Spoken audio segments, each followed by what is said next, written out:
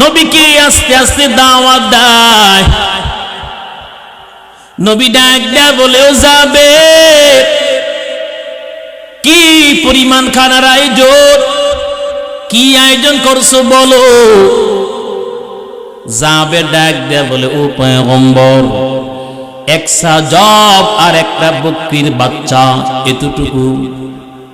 নবী বলেন, যাবের তা তো বিশাল বড় আয়োজন।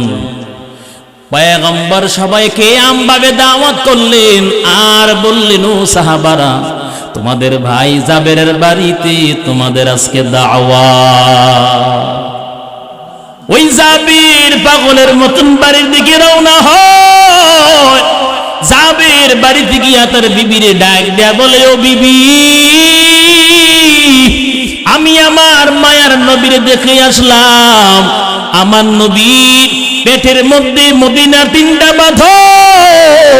আমি আমার নবীর ক্ষুধার যন্ত্রণা বরদাস্ত করতে পারি না। ও বিবি, বলো ঘরের ভিতরে খাবারের কোনো কিছু আছে কিনা। হযরত জাবিরের বিবি ডাক দিয়া বলে, স্বামী আমার, আমরাও তো গরিব মানুষ, আমাদের ঘরের মধ্যেও তো ঠিক মতো খাবারও জোটে না।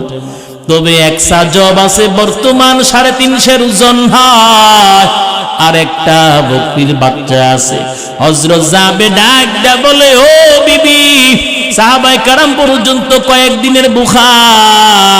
আমি আমার রাহমাতুল লিল আলামিন, আমার প্রিয় নবীর কষ্ট আমি বরদাস্ত করতে পারবো না।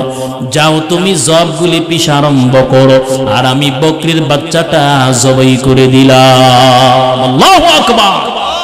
নবীর জন্যই